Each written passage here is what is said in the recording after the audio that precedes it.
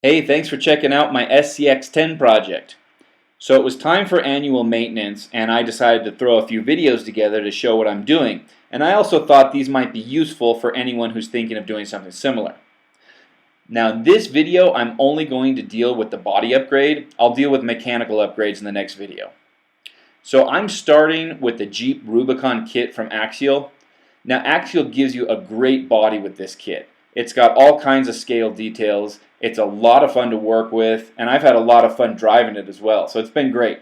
But since I'm doing a major overhaul anyway, I thought it was time to change the look, so I went with a Ram 1500 body from Proline. Now in this shot, I'm only showing preliminary fitment.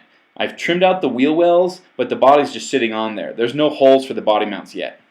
Now without any additional trimming, the Lexan sits on top of the stock bumpers. And that's with the stock bumpers extended out as far as they'll go. So they're sitting right on top there, as you can see. And that'll work. You end up with sort of a monster truck look, which looks pretty cool, but it's not exactly what I was going for. I checked the example on Proline's website, and they don't have any aftermarket bumpers on the rear. And on the front, they have their aftermarket crawler bumper, but it looks like they have it sitting in front of the Lexan. Now, I decided to cut off the Lexan bumpers.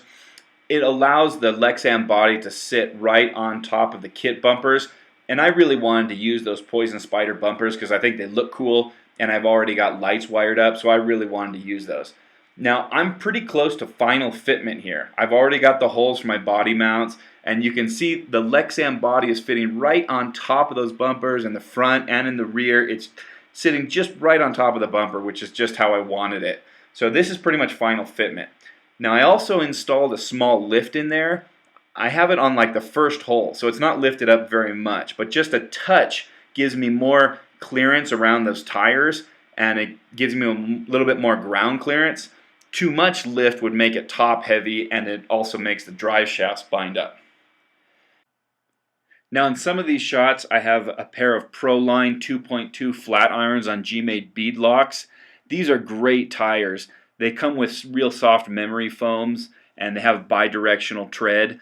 And you can see they're not much taller than the stock Maxxis Trepador tires. They're quite a bit wider, but they're not much taller. And I find that that wider stance increases crawling ability quite a bit, and it prevents the vehicle from being so likely to flip over. So they're a great compromise between scale looks and crawling performance. Now I have her off the stand to test tire clearance when the shocks are compressed. And you can see I have just enough tire clearance there.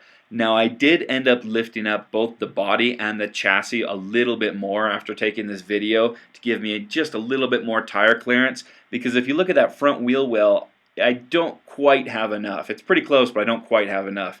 It's a real balancing act, because if I had gone forward any more, I would have lost space on that front bumper. And I have a pair of light buckets that I really wanted to mount up there.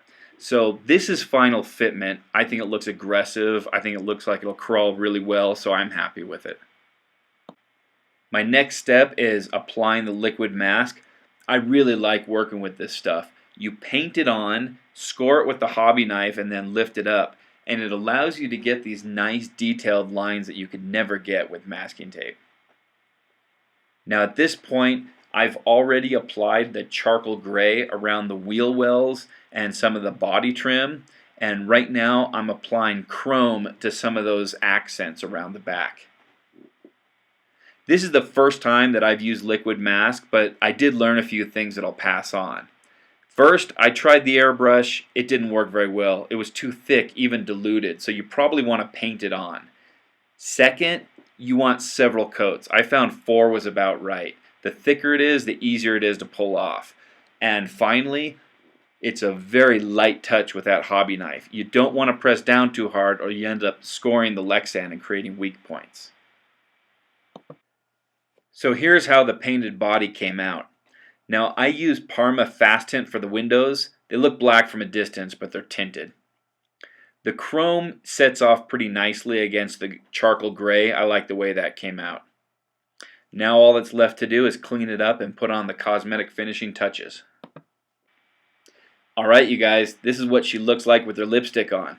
I've cleaned her up, I've put on the decals that come with the body, and I've also installed a Proline Desert Crawler light bar. Now, I used the smaller light bar for the roof, so I had 2 light buckets to install on the front bumper there. I'm really happy with the way this came out. This Ram 1500 body from Proline has been a ton of fun to work with. It's got some great scale details, and I really like the end result. So the next step in my SCX10 project will be mechanical upgrades, but I'll save that for another video. I'm also going to take some running footage, and so I hope to put up some crawler videos pretty soon. So if you haven't already, please subscribe.